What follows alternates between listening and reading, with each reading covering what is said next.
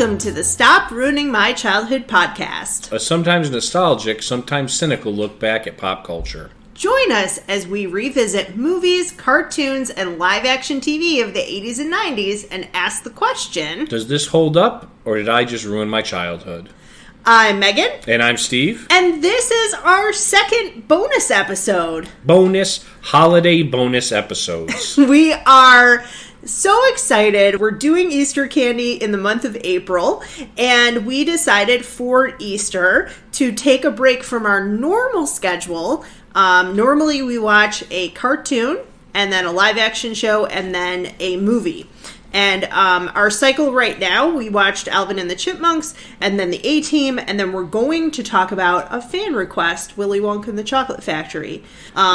Which a fan requested that for Easter, and we thought about doing that for our bonus episode, but then we were like, Yeah, we came up with a little bit of a different one. We like to try to pull something different, although those of you who haven't heard our first bonus episode, go back and listen to Leprechaun, the movie, which we did for St. Patrick's Day. Which is totally different than our Easter pick. Completely different. So today we're talking about the show Superbook. And I don't know if many of our listeners will have seen that, but that's a show that I grew up with, and I'll talk about that a little bit later. But we thought, Steve and I are both Christians, and we thought about a couple different things for Easter. There were some Rankin and Bass specials. Maybe we'll do those next year. That all feature the Easter Bunny. Yeah, but we wanted to kind of stay away from just doing the obvious Easter Bunny and kind of really hit on the message of Easter. So we wanted to try to do something a little bit closer to Easter's Christian roots, especially Jesus. And so that's what we're going to kind of touch on. Although we do a little play to classical Easter Bunny with our snack review, which is coming up soon. I was just going to say, we're going to talk about the message of Easter and then eat a chocolate bunny. But we found Superbook on YouTube. We did, and the CBN network is what owns Superbook right now. They're the ones that initially put it out, and they also put out the reboot. So the original is from 1981-82, and then they did a second series in 83. They also have the show Flying House, which we didn't have time to talk about, but it's very similar. And then they did the reboot in 2011. And all of those are free on YouTube. So we'll link them on our blog on stopruiningmychildhood.com. We have a page called Watch With Us, and that's where you can find those episodes. But before we talk about those... we're getting into our snack. Okay, now, here's the deal. The chocolate bunny, I don't have any real fun facts about. This is a classic Easter tradition treat, right? Yes. So... here's the thing. I kind of cheated a little bit because when I went to this store, I did eat a chocolate bunny since my childhood because Steve one year, the first year we were married, Steve bought me a chocolate bunny that was like 2 feet tall. And I was like, that's crazy. And then I very slowly through the month of either March or April, I ate the whole thing. But that bunny was really good. Most chocolate bunnies are done with really cheap chocolate. And my mom always says, shout out to Karen, my mom always says that if you're going to eat chocolate, eat good chocolate. Yeah. So I got us a Russell Stover's bunny, and it's peanut butter chocolate. So the chocolate bunny originated in mid-19th century in Germany. Oh, okay. But it gained mass appeal in 1890. When American shop owner Robert, I want to get this right, Strohecker, created a 5-foot chocolate bunny to put in the window of his drugstore as an Easter promotion. Nice. And that's when people were like, oh, chocolate bunnies. And then they began selling more in the United States. My thing as a kid is that, so we lived in the Buffalo area, and there was this chocolate shop over on Grand Island, so it took quite a while for us to get there, but we used to go there, and they had, like, unique molds, so they were the first chocolate shop that I knew of that had, crack that open.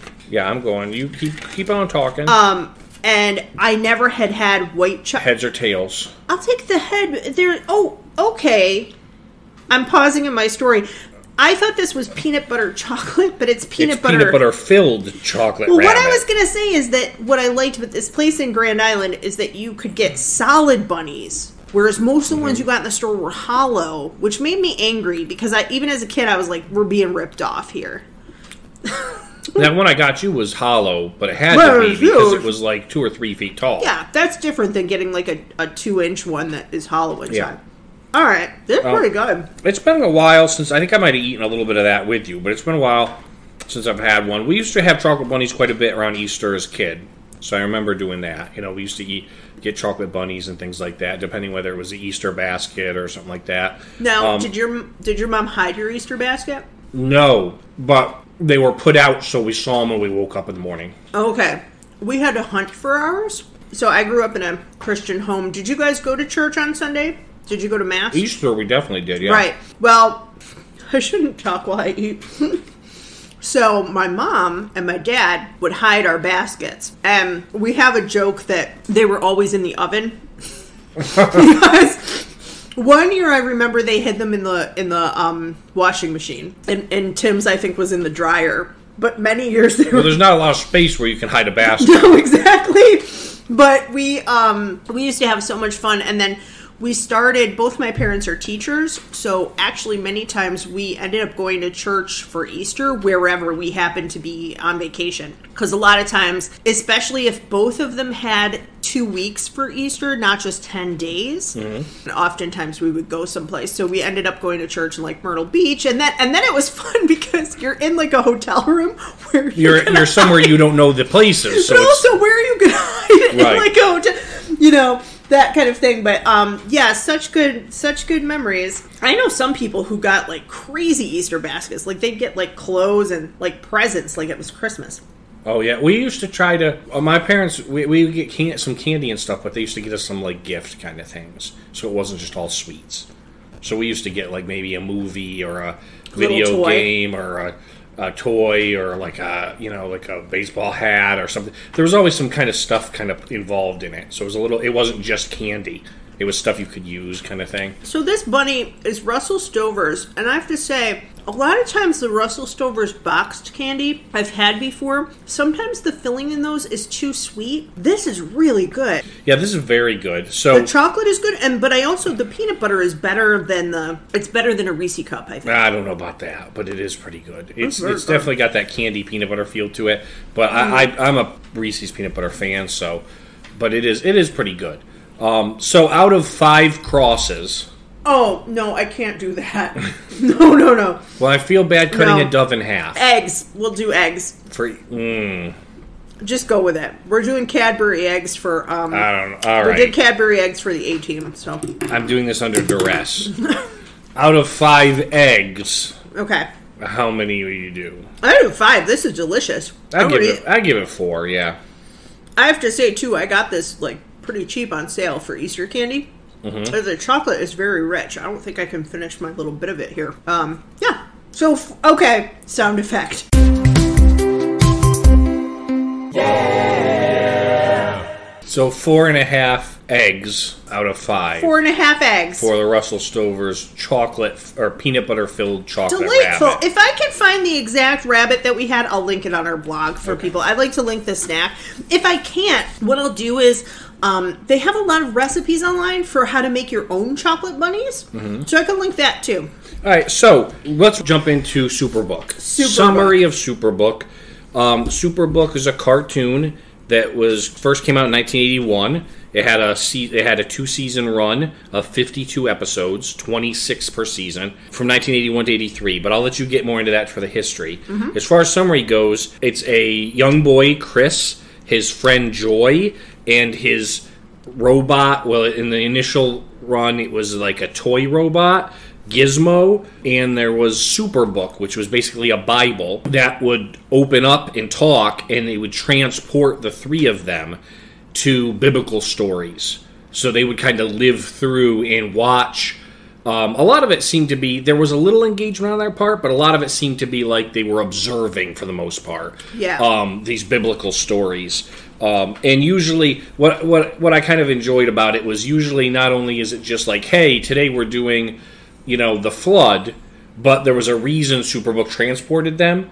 right? Like, I want to teach you about caring, or I want to teach you about... And there was a theme, and then it transported, and they got to see it, and then they got transported home. Yeah, they kind of bookend it with a problem at home in our world in now times. Yes. In contemporary times. And then they travel back, and then they come back, and then they fix the problem, or they learn a lesson. Yeah, and Chris or Joy, it seems like normally Chris, but I don't think Joy has as many issues as Chris. Joy, basically they learn something from the biblical story that is applicable to the problem that they're dealing with back home. Yes, exactly. Which is really great because it kind of teaches, not only does it teach kids the Bible stories, but it's also helping to do application to their own lives, and I like that. Yeah, so we watched 3 episodes. We watched 2 from the 1980s series, and then we watched 1 from the 2011 reboot. The reboot, yep. So the first episode we watched was episode 3, The Flood. The second one we watched was episode... Best News Yet. Episode 14, The Best News Yet. Yep. And then of the reboot, we watched season 2, episode 6, John the Baptist. So, okay, those are the 3 episodes we watched, but now we're going to talk a little bit about the history. Okay, so Superbook, as I mentioned a little bit before, first started in 1981. It was 2 seasons long, 26 episodes a season, which is pretty substantial. So they did 52 episodes in the first run. But it just ran 1981 to 82, 82 to 83.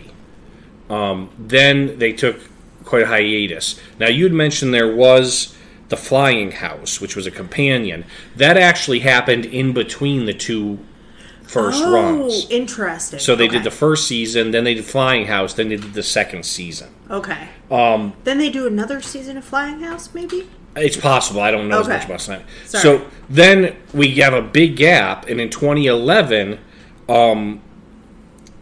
the CBN, who produces it, Christian Broadcasting Network, they decided to reboot it, which is the second run, or is what's often called Superbook Reimagined. Oh, interesting. Okay.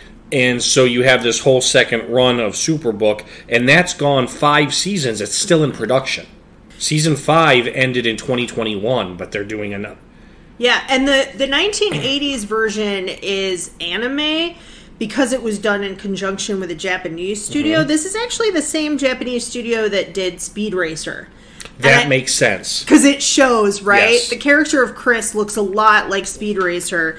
The newer version is CGI. It is. Yes, it is CGI. And I would call it medium quality CGI. Yeah, it didn't look so terrible. We'll get into it. It wasn't terrible, yeah. But anyway... It's still done in conjunction with Tokyo. Yeah. Oh, okay. The new season, the new ones as well. So basically, the Christian Broadcasting Network, one of their goals was to reach... They were expanding internationally. And they wanted specifically to reach countries where Christians are being oppressed or where there's not as much biblical literacy, like that kind of things. They're they're using this as like evangelism and outreach. Yes. And in Japan, this aired during prime time.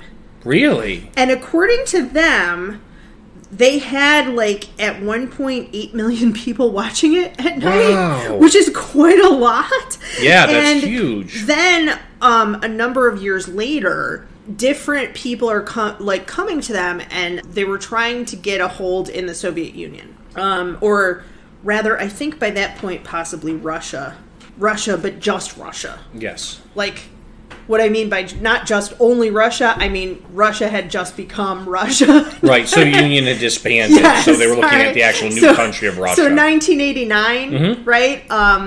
So around the time of the dissolution of the Soviet Union. So basically, what happened is that the networks that they were trying to get programming in, they were like, we're not allowed to show some of your programming. Mm-hmm. But do you have anything for kids?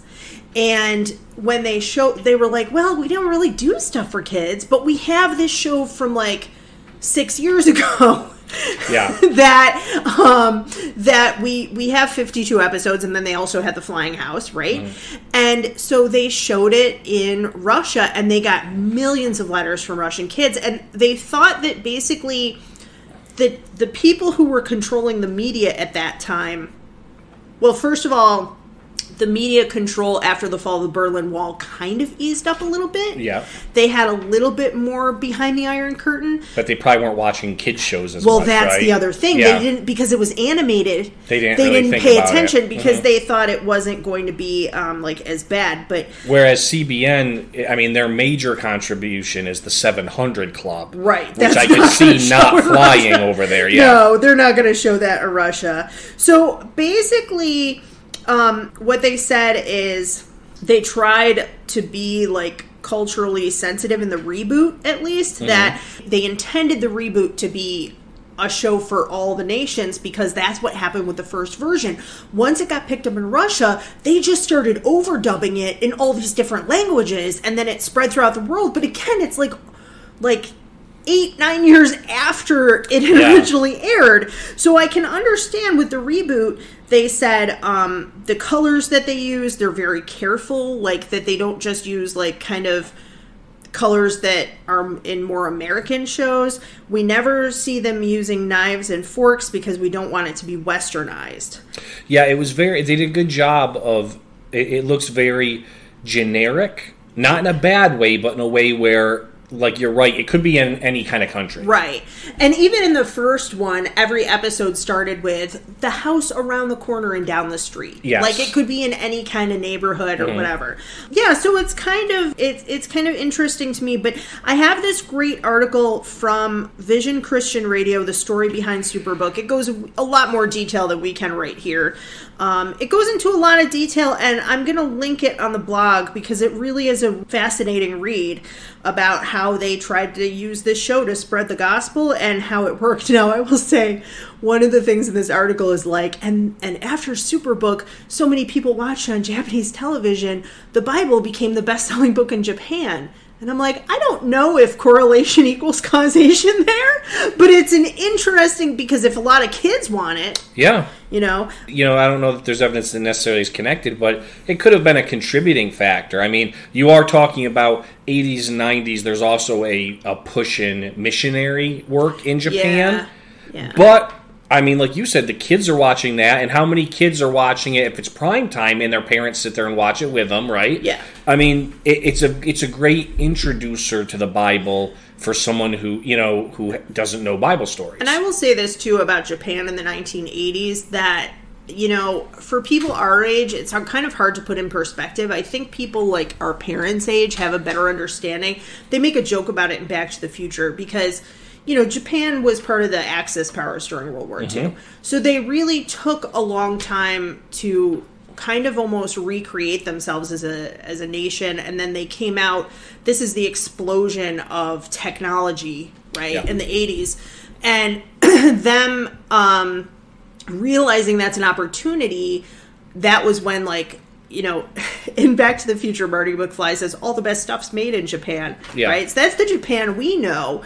But I think this is part of that renaissance. That's my point. They rebranded themselves. They're really globalizing. They rebranded themselves really almost as a Western country. You think of Japan, Korea, China, but they rebranded themselves after World War II and coming into the 80s and 90s even as very Americanistic and very Western. Yeah, and so I think that this show kind of reflects that globalization a little bit. The globalization of Asia and the globalization of the world at that point, because of television and then computers and then video games and then the internet, that we became more connected as a world. So that is us pontificating on the changes of the 1980s. We're going to take a brief break, and when we come back, we will talk about our memories, if we have them, and then we'll get into the full review and recap.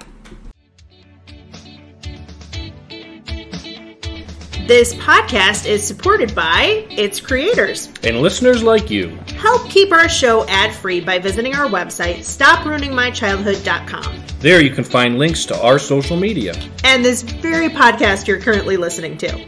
Both Megan and I are authors, and you can find links to our books on our About page. And on our Watch With Us page, you can find videos and links for all the shows and movies we discuss on the podcast. And more importantly, links to buy the nostalgic snacks we review as well.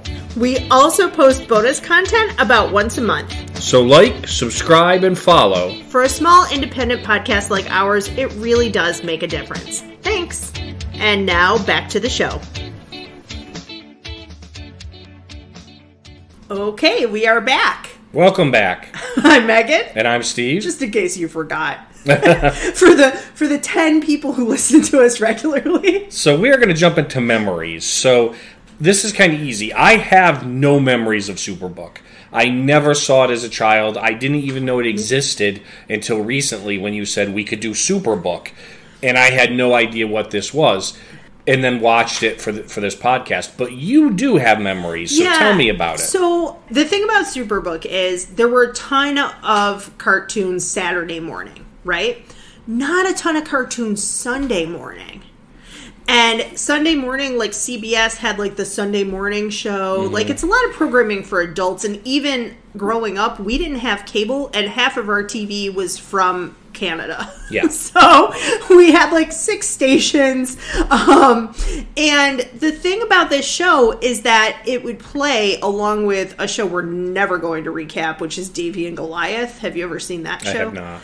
It's claymation. Oh, okay. I don't like it, so we're never going to recap it. But yeah, so Davey and Goliath and Superbook and Flying House would play Sunday morning. So we went to church every week, and during the school year, we had 9 o'clock Sunday school and then 10 o'clock church. Okay. So this was on at like 7 in the morning. So you know how little kids are? Like, they get up early because they get up early. And have breakfast while you eat cereal while you're watching cartoons. Yeah. And I rarely saw a full episode because we'd have to leave for church. Okay. But I was always excited when it was Superbook or Flying House, and I never realized that there were only 52 episodes. Because, again, as a kid, you know, I might have caught a full episode in the summer. Mm-hmm. You know, well, they could literally play once a week and go the whole year. Yeah, exactly. That's true.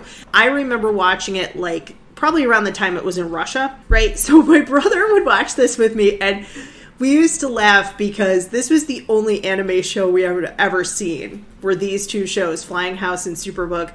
And Tim calls it marshmallow mouth when they talk, because if you've seen this style of 80s anime, like if you've seen Speed Racer, they have a white, almost like bar across their mouths for their teeth. Yeah. And because it's dubbed, it doesn't always sync up. And right. So sometimes, like, we'd be making s'mores and Tim'd be like, who am I? You know, with marshmallows. And I'd be like, oh, you're Superbook. The other thing is, we specifically did not watch season 2 because season 2 of Superbook changes where the book falls onto a computer.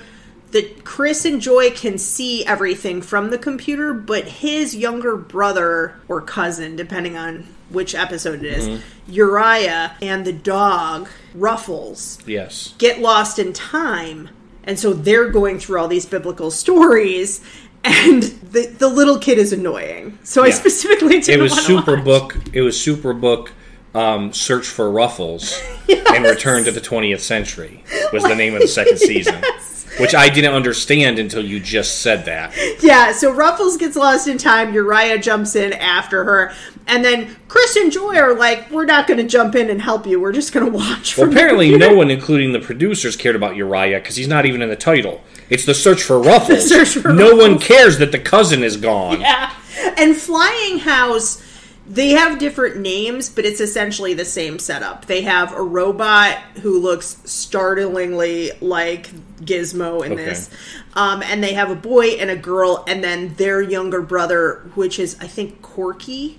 But that the setup for that is that they're in a storm, they run into this house for shelter, and this professor is there, and it's a flying house, and like Dorothy and the Wizard of Oz gets sucked up into the storm, and then it goes through biblical stories. So it's very similar. But yeah, so my memories of this are trying to watch a full episode and then having to get ready for church. And then putting on, depending on the season, very itchy wool tights. Yes. or a fun Easter hat. I was super into hats as a kid. So, but yeah, that's basically my memory.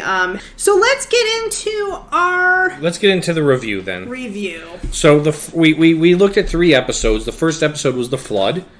It was interesting. Chris, Gizmo, and Joy, as always, are sucked in. Superbook says we're going to teach about caring. Because he doesn't care about doing his homework. And and Joy says, you don't care about anything. Your father's right. And the book says, it's time you learned a lesson about caring. And then it sucks them into Noah's time. Into Noah's time. As the ark is finished, and people are mocking Noah and telling him he's crazy and how's he going to get this boat to water because there's no water in the area. Yeah. Now, Gizmo is a toy in the real world, and then he becomes bigger when they're sucked into the book. Yes, he's a toy in the real world. He becomes an actual, robot the size of both of them. Now, this is where some of my confusion first initiated. Gizmo is described as the crusading robot. Uh-huh. But he disturbingly looks dressed like he's from the Spanish Inquisition. Steve has so many comments on this show. He was like, but wait, what? And then he's like, I'm saving it for the podcast. Yeah, he's dressed he's supposed to be a little wind-up toy. Yes, but then he becomes like this robot. But he also says, I'm your protector. But instead, he has a cross on him, like a cross across his chest. Yeah. So I understand crusading robot, kind of, but crusading, you would think he'd be more built almost like he's in a suit of armor. Yeah. But instead he has a flat-brimmed round hat, very much like the Inquisition, almost a collar. He looks like he's from the wrong set of hundreds of years. I didn't think we were going to talk about the Spanish Inquisition on this podcast. We wouldn't have gone there except for Gizmo. Globalization of Japan after World War II. Yeah, we're really hitting on some we really are. Points. Yeah, I don't think that was the intent. I think he's just supposed to look like a funny kind of little But the other thing, too, is, again, keep in mind, it's being animated by people in Japan who don't necessarily know Western history as much. Well, and it's also not supposed to look Western, totally. Right. So they're like, he's a crusading robot. We'll give him a cross on his chest and a hat. Speaking of which, while we're talking about clothes, though, of Gizmo, can we talk about Joy's outfit? Because Joy is wearing a dress that is so short, it really should be a shirt. I didn't notice that. Oh my goodness, it was very upsetting to me. Yes, but anyway, they're transported to the time of Noah, and Noah looks at them and they're like, we're from the future. And Noah's like, that means that God will repopulate the earth. Yeah. So that's kind of... I like that. I also liked when they're transported, the Superbook says, if you believe, all things are possible. And then he transports them. Yeah, I was surprised that they interacted directly with Noah. But I guess they can't just hide on the ark and be stowaways and observe things. Because it mentions they're on the ark for 6 months. Yeah. Or more. Yeah. And then they come back and that's a long time to be gone. Yeah, that is a long time to be gone. I don't want to skip over what you said. I want to just go back to it. I think, there are a number of messages beyond just you should care about things, which I thought was a really... I didn't get fully the connection between Noah and caring about your homework. I think the other episode made the connection a lot better. Yeah, this episode probably could have been connected more with faith. Yeah. Right? Yeah. Or doing something when people make fun of you. Yes. Because that's really the lesson that they learn. Persistence. Right? I mean, there's a few lessons you could have gone this way. Some of the dialogue is so cheesy. They come up into the ark, and he's like, okay, you're from the future. I'll rescue you as well. You can be on the ark with me. And they walk in, and they're like, wowee! The animals aren't even in cages! As the crowd is mocking Noah, Noah says to them, God's going to destroy you. And one of the ladies says, spoil sport. I was like, that doesn't seem like an appropriate response. I thought that was so funny. I wrote that one down too. So then a dove lands on Joy and a raven lands on Chris, and they name the raven Caw, So he can say his name. So he can say his name, which is cool. And then Joy goes, I'll name you the Dove of Peace. And I'm like, it's not a name, Joy. And the dove looks at her like, I can't pronounce that. Yeah, I can't. I thought they were going to name the dove Coo. Yeah, that's what I thought. Coo. But no, they don't. So then everybody is out there partying. I thought that they did this in a really interesting way because, in a very careful way, because, you know, there's supposed to be quite a bit of, like, debauchery and sin going on. Yeah, debauchery and sin. And so the way of them doing it was basically they're all partying. Yeah, I thought that was a really good way to do it for kids. The debauchery is basically they're having a bonfire, they're eating a lot, they're drinking something. You can't quite, I mean, it's clearly wine, but I don't think a kid would necessarily know that. At one point, one of the women is like, I'm the greatest ever. Like, they're basically showing that they're... But I think that they did that in a way that was appropriate for kids. I thought so, too. They have at certain points, and this was really important to CBN, and I didn't say it in the history part, but at certain points they have characters speaking words directly from the Bible. So they're basically the verses have been turned into dialogue. Sometimes they have a narrator speaking the verses of the Bible. So, especially when time passes. So, as Steve said, they're there for 6 months, right? Yes. So, while the time is passing, the narrator is talking. And that was important to them because a lot of the areas where this played, you know, including, we talked about even Japan at that time, you know, now countries with free, you know, open internet can go and look up a Bible verse, but countries with closed cannot. And especially at that time, you know, people were like sneaking Bibles into China or pages of them or memorizing pages and then going in and like writing them down. So this is a way that kids could get the direct, exact, you know, verse straight from the Bible. Where it's I thought that was really interesting to the way that they did that. I liked, too, that when the water starts coming, it came up from under the earth. Yes. And not just rain. That is in the Bible, and in most depictions of this that I've seen, that does not happen. Rain. It's just rain.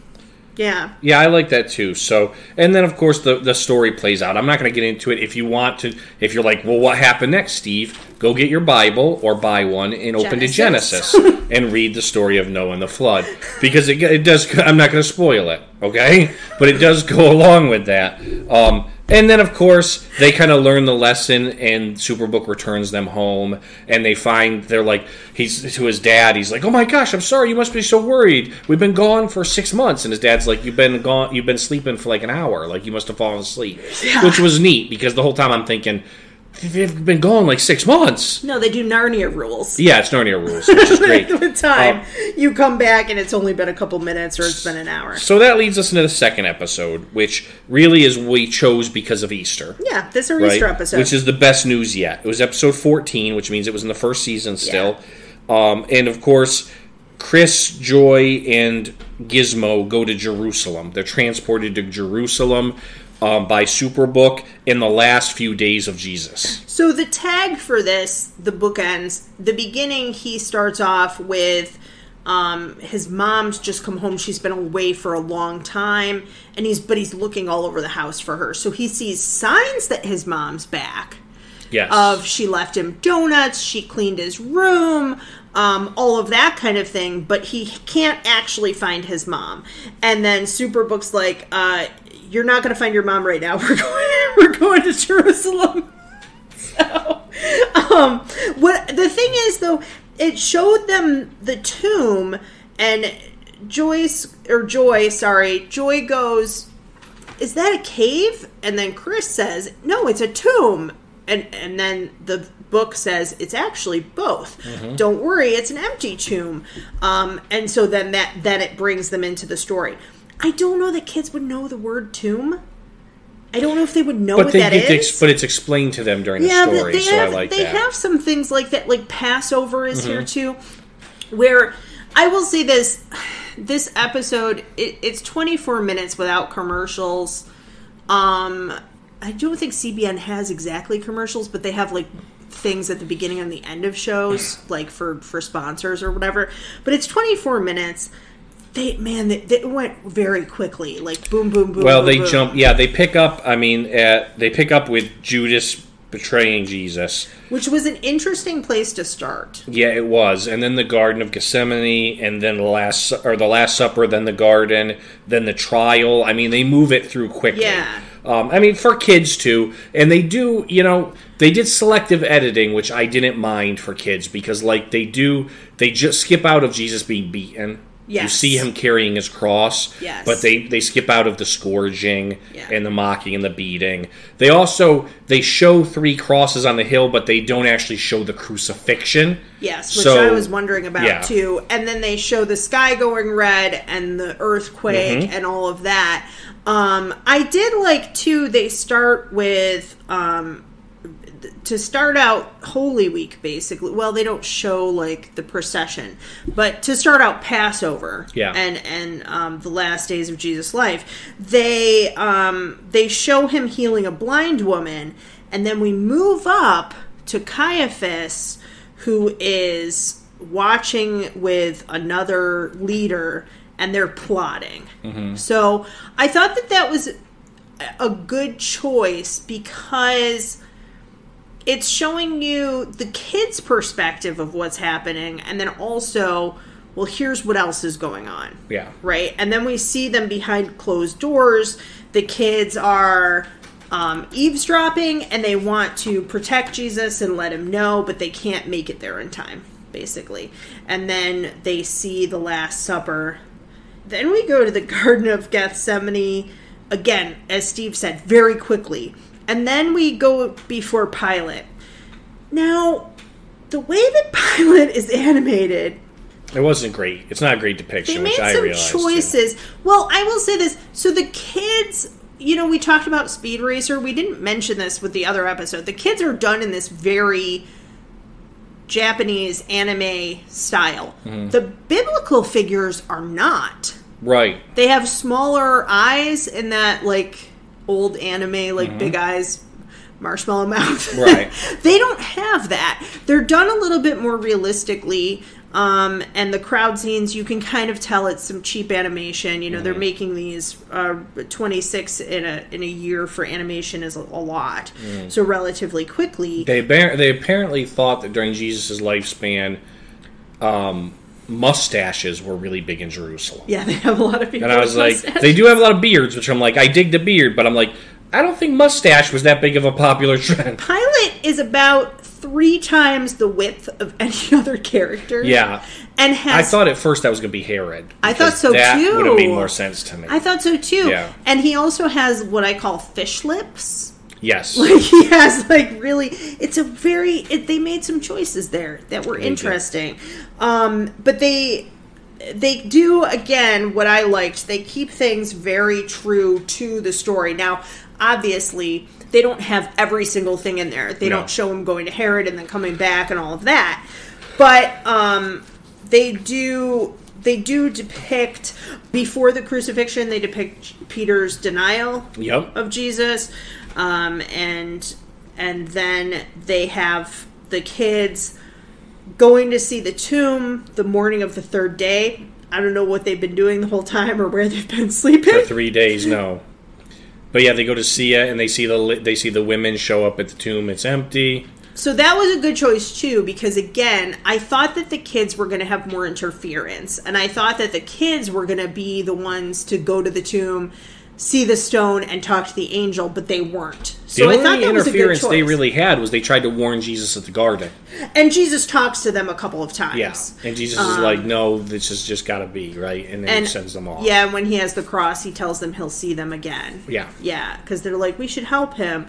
So I thought it was a little bit different than what I remember. And I might be remembering Flying House, because Flying House is pretty much just in the New Testament. Okay. So I think that in that one, I feel like they were like, it's Jesus again, and they went up and talked to him more.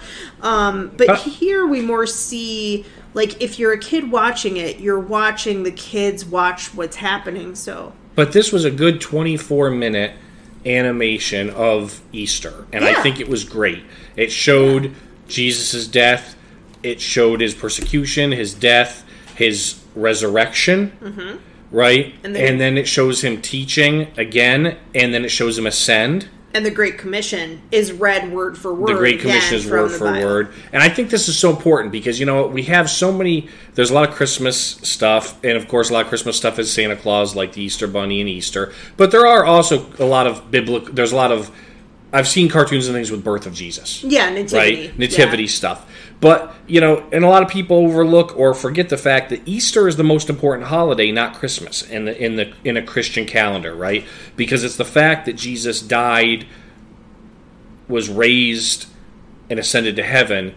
That's why we are who we are, right? And so I really like that this while it skipped a few little areas and it edited a little bit for kids, it really did a good job of hitting the key notes. And I also think that the important piece of this, because I kept thinking but they're not really explaining why this is happening.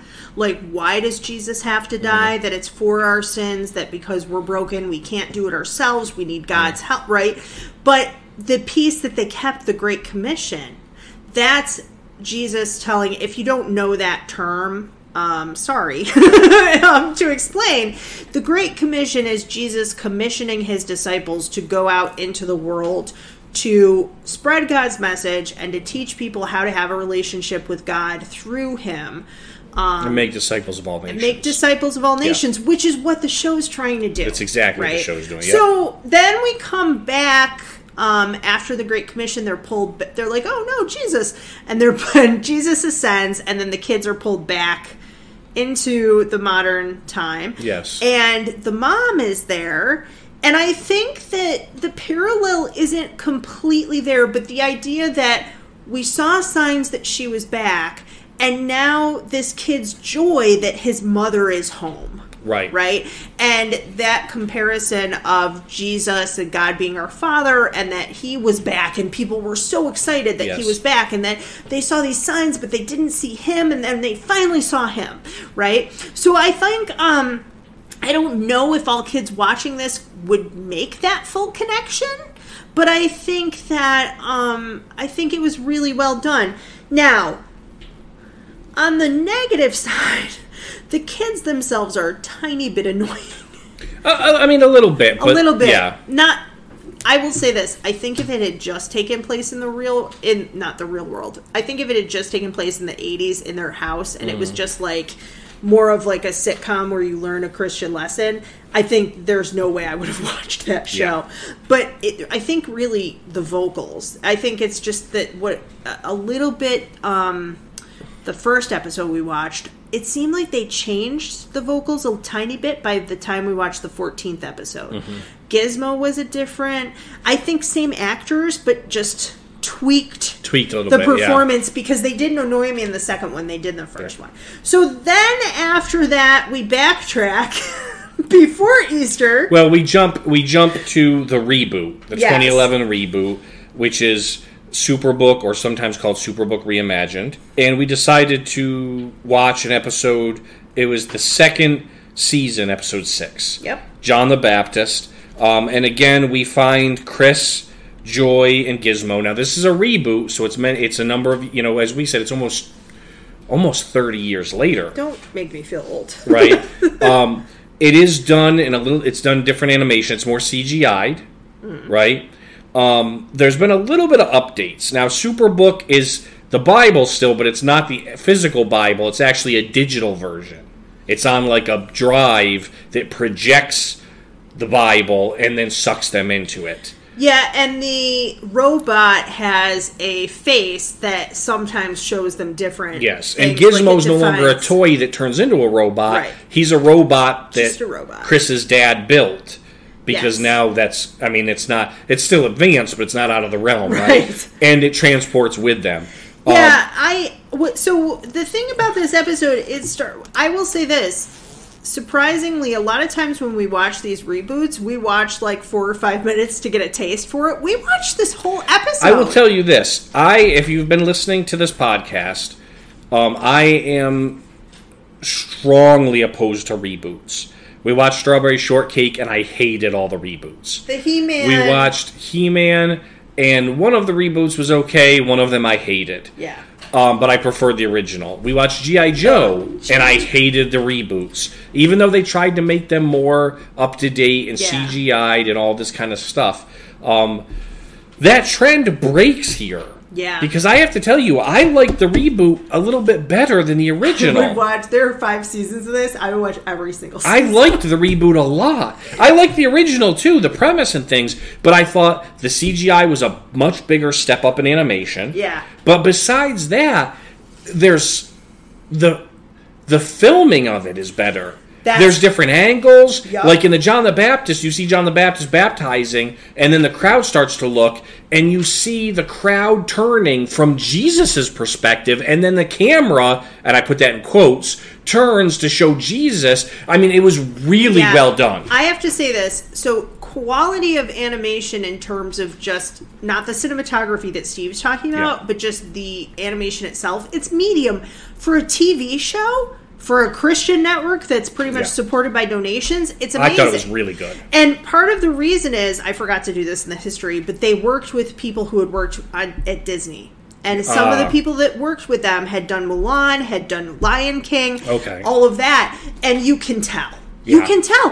The cinematography, you know, we talked about cinematography and animation with G.I. Joe, and I said they do a lot of cuts and a lot of angles because it's action. So they're moving along.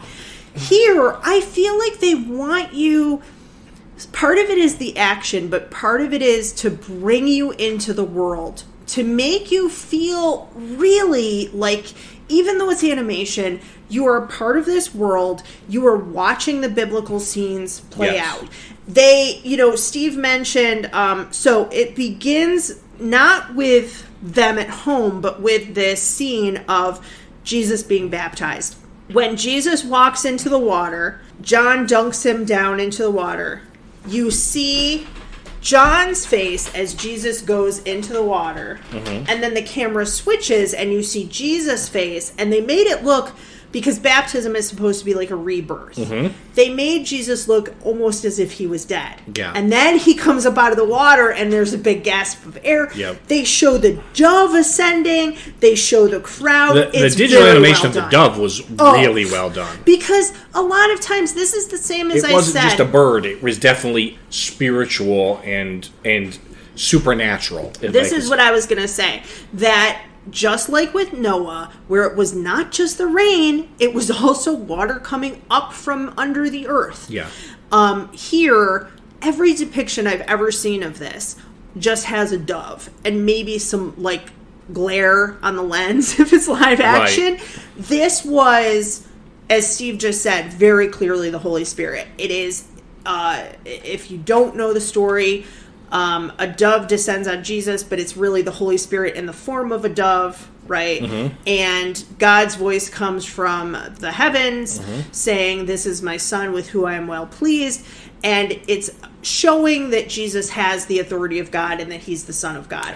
You get that with this. And that's verbatim. You get that with this, yes. And it was very much verbatim. And you're like, oh, okay, I get it. Then they jump to the kids, right? Yes. And it's interesting because there was a little tweak that was made here. In the original, it's Chris, Gizmo, and Joy. It still is here. But Chris's name is changed from Chris Paper to Chris Quantum. Well, it's a computer, though, as well. It's not a book. That's true, I guess. I just thought that was interesting. I was like, oh, okay, that's a little different. And I thought it was interesting that Joy has a dress that's the appropriate length. Well, maybe someone else made the same comment you did. But yeah, so they move there. Oh, wait, I want to say, too, the voices of the kids were a lot better than the first version. Yes. They really do sound like kids rather than adults pretending to be kids. The quality is just jump anyway. Is just so much better. But so they jump, and we find that... they jump in. This is my favorite... Like, this is like a funny moment of a very serious episode. They jump in, and they go, "Where are we?" And then you hear somebody go, "You brood of vipers!" But before that, before that, like, what? Before that, we jump back to their time. Yes, I'm sorry. And Chris has got this like VR game helmet, and his friend Sam borrowed it. And when he returns it, he he illegally downloaded video games onto it that you can't buy yet. And what I liked about this is that I think they increased the age of the viewership here. Mm-hmm. I think this is the original series. I would say would be for kids like 7 to 10. Yeah. I think here you can get like you can get 12 or even 13. More. Yeah. I think these are kids who, when they're younger, are maybe watching VeggieTales or they've just graduated from VeggieTales. I gotta say, this reboot is way better than the VeggieTales reboot. Yeah. But the VR and the bootleg, that's pretty relevant. Yeah, the relevant application that kids deal with. And I like that Joy is kind of, as she always was in the original, too, is sort of the voice of reason, and she's like, that's stealing, it doesn't matter. And he's You're not telling the truth. Yeah, he's like, well, Sam's my buddy, I don't want to do that, right? And then, of course, Superbook opens up, and Superbook says, well, I'm going to take you to see a man who told the truth even when it could hurt him. And that's why we get... So that theme connected to this Bible story was perfectly done. Yes. Telling the truth, even if it means putting your life in danger. And and really, it had less to do with stealing than it did telling his friend he didn't want the stolen stuff. Yes. So and that it was wrong, speaking up Which, again... That is something that is very hard to do. I have to say, even as an adult, if somebody gave me like a flash drive and they were like, hey, I downloaded all your favorite songs on here or whatever, I would be like, oh, like I would have a difficult time. Yeah. You'd be like, oh, and then, but luckily you'd have me and I'd be like, you viper. Yeah, exactly. Steve would be the voice of reason there. But I think that it's a moral quandary that a lot of people find themselves in, right? And digital downloading is kind of a gray area for a lot of people. So we go through watching John talk to people and tell them the truth, and then I was really surprised about what happened with Herod. Well, the Herod, it was interesting because this story, it does have a little bit of more mature themes to it, and so I was kind of like wondering, how are they going to handle this? So Herod, can you explain kind of what in the Bible what happened there? Yeah, before that, I have one comment I want to make before I get into the story. Okay? Throughout all 3 of these episodes, both runs, you have at some points when the kids are engaging, and it doesn't happen a lot, but when they are, at some points, the people are like, oh, kids. Like the guards were like, oh, kids. Yeah. Right? No one ever comments on the robot. Yeah, I wondered... Which really would be out of place in biblical times. I wondered about that, too. At one point, they're hiding, and the robot has a glowing face, and it doesn't seem to attract any attention. I don't know if the adults can't see the robot, or if the adults read the robot as another kid. But also, you think about, 20 AD or 30 AD, there's a robot... That's what I'm saying. I'd be like, sorcery! And that's how Chris and Joy were burned at the stake. I know, right? Yeah, so nobody ever comments on it. Nobody comments in the old version either, but I feel like the robot's That's what I'm saying. In the old version, there's no comment either. So I don't want to spend too much more time on this, but essentially... can you explain... So the Herod story... So you have Herod, of course, who John the Baptist is preaching out against him, against his authority, the fact that Herod married his sister-in-law, which is non-biblical, and John's saying, God says that that's wrong, and you've sinned.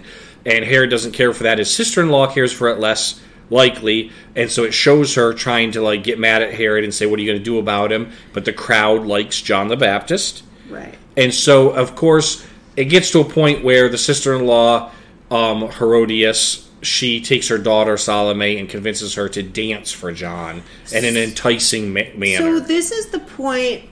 I'm surprised that this was made into an episode for kids. I'm surprised that they took this story because it's a difficult story. I think this is one, if you have a younger kid, maybe watch it with them or maybe skip it. I don't know. Because I will say this. I wrote in my notes, she does very sexy dance. It's very weird. He's, as in the Bible, this is his niece.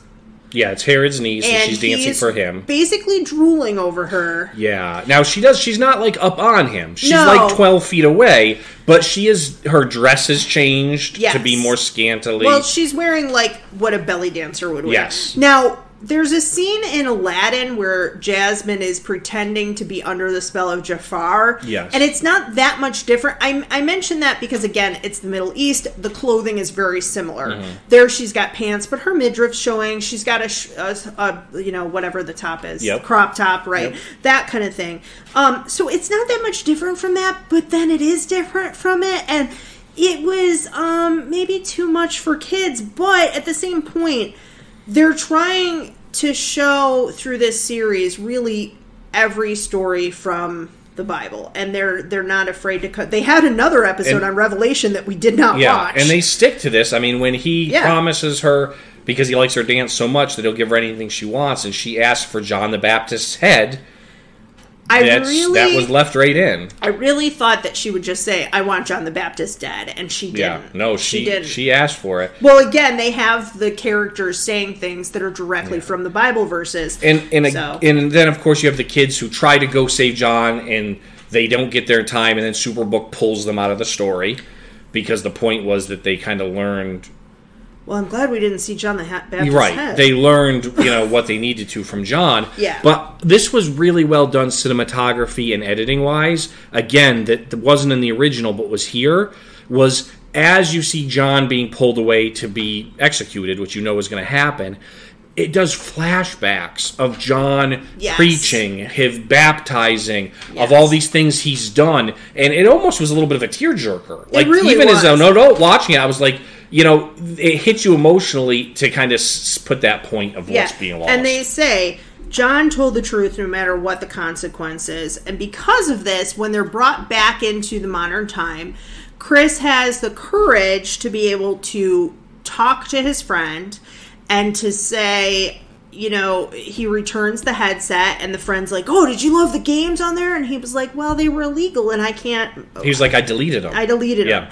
And the kid's like, you didn't have a right to do that. And he's like, look, you stole games. So he calls his friend out, and he says, I'd like to be your friend. I can't be your friend or your game partner if you're going to do stuff like this.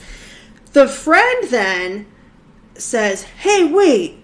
At least I got all the games before everybody else. And slams the door. Now, I liked that because it was realistic. Not all the time is a kid going to go, you're right, let's be buddies. Yes. He didn't understand it. He was like, heck with you. And there's not a pat ending like there is in a lot of kids shows. And I've said this before, I don't like shows for kids that treat kids like idiots. Yeah. This doesn't. And so then they have this conversation with Joy, and she says, no wonder John the Baptist shouted so loud. Kind of indicating, should we say... But she's kind of indicating, should we shout at him or yell at him for doing that? And Chris says, no, let's just let him figure it out for himself this time. So they give that kid space, too, to sit with it and to maybe think about the consequences of his actions. And maybe later, he says to Chris, you know what, I was wrong, let's be friends. Maybe he doesn't. We don't know. But it doesn't have to be a complete... happy ending tied up in a little bow. But also, it's, to me, when she says, no wonder John had to shout so loud. Yeah. It points out, because some people just don't want to hear it. Right. And it also shows people haven't changed. Yes, that's people true. People are still the same sinners that they were back then. Which is, again, showing that this is necessary. Oh, within this, too, I forgot to mention, at one point, they say, why was John dunking people into the water? And Gizmo's screen goes, and he goes, oh, that's called baptism. And he has this very simple explanation of what baptism is for kids who have never heard of it before. Yep. That it's a sign that you are changing and that you are becoming a person who wants to follow God and to repent of your sins, that kind of thing. So I thought that was nice, too. So there's a lot. Man, this was crammed in for 24 minutes. It was crammed in with a lot of stuff. Yeah. So let's get to the rating. Let's get to the rating. Out of 10 eggs. Okay. Do you want to rate first, or do you want me to rate first? I want to rate first, and I apologize for anybody. Our dog hates that we're talking to you and not her. And so if you hear any whining in the background, that's not the mic, that's the dog. Lucy doesn't get to rate, mainly because she slept through Superbook, and also because she can't count. Right, that's true. So I think for me, the question, did this hold up? It really did. It's very close to what I remember. I didn't have, rose-colored glasses on.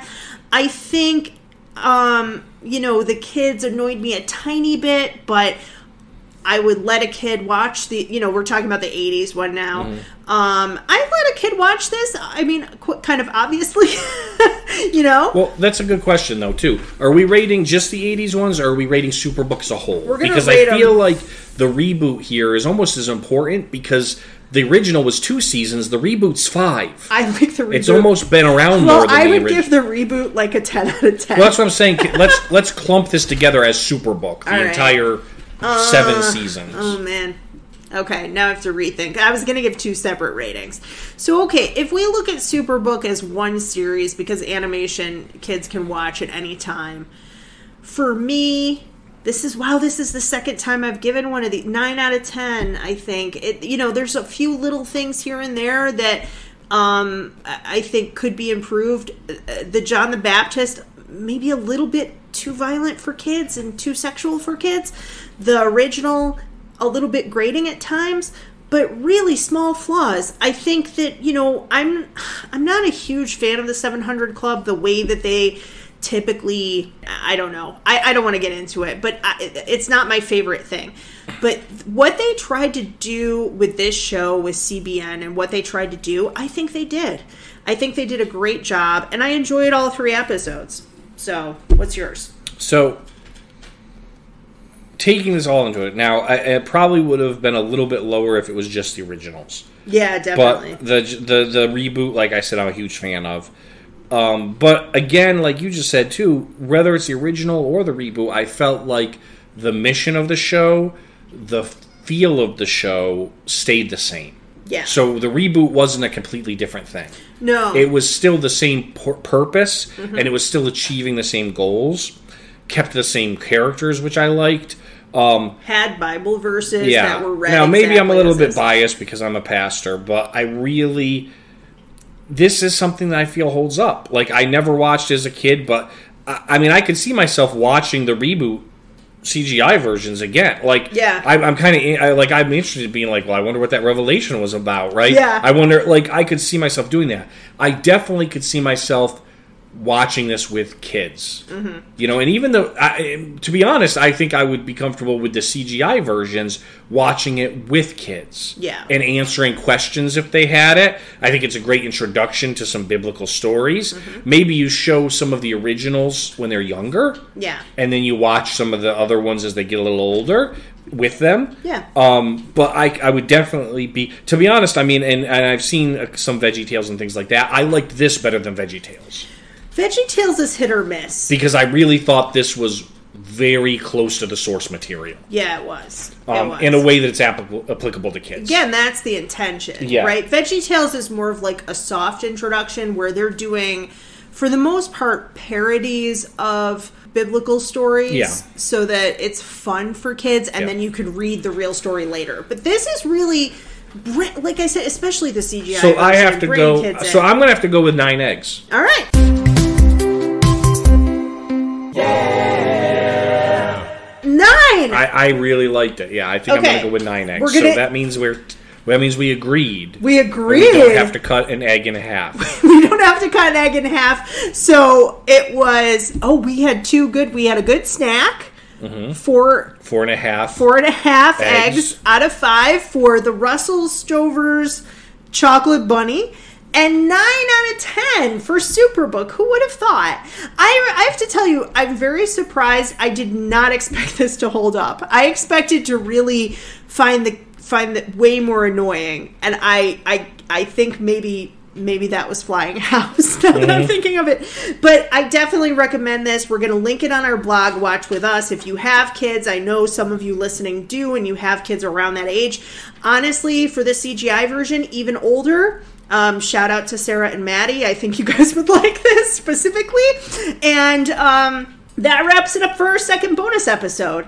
So we are in the middle of a viewing cycle.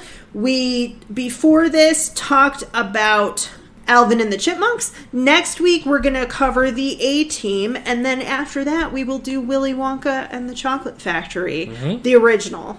not the reboot, because we know how some people in this room feel about reboots. So that's it for us, everybody. Happy Easter. Have a happy Easter, everybody. Go to church. Go to church. Eat some chocolate, but also go to church. Enjoy Easter and have a fun time with your family, but also remembering the reason for the season. Yes. That's it. I'm Steve. I'm Megan, and we will see you next week.